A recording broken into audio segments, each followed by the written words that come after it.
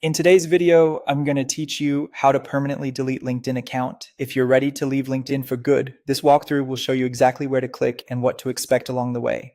Before we start, remember that closing your account removes your profile, connections, recommendations, and messages.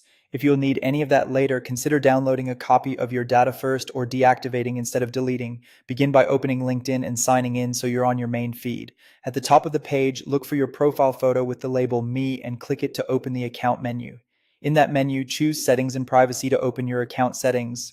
On the Settings page, find the section called Account Preferences. Open it, then scroll down to the area labeled Account Management. Here, select Close and Delete Account. This is the option that permanently removes your profile rather than just hiding it. LinkedIn will summarize what closing means. When you're ready, click Continue.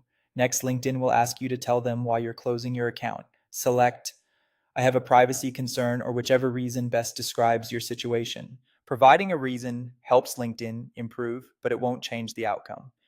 After you make your choice, click Next to move on. You'll now be asked to confirm ownership of the account. Click the password field, type your current LinkedIn password, and then choose Done or Confirm. This security step prevents accidental or unauthorized closures.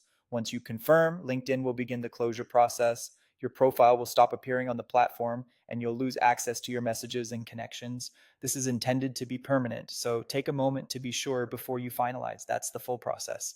Feed, Me, Settings and Privacy, Account Preferences, Close and Delete Account, Continue, select a reason, Next, and enter your password to finish. Take a moment to make sure this is the right decision for you, and once you confirm, you're done. If this guide helped, give it a like and subscribe for more clear, step-by-step tutorials. Thanks for watching, and take care.